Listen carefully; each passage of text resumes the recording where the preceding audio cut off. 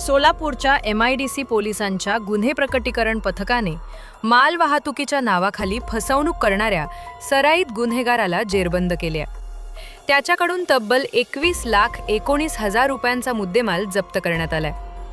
पोलिसांनी दिलेल्या माहितीनुसार प्रतीक निंबाळकर वय 26 असे आरोपीचे नाव असून तो मूळचा दौंड तालुक्यातील गोपाळवाडीचा रहिवासी आहे. सध्या तो बारामती येथे राहत होता.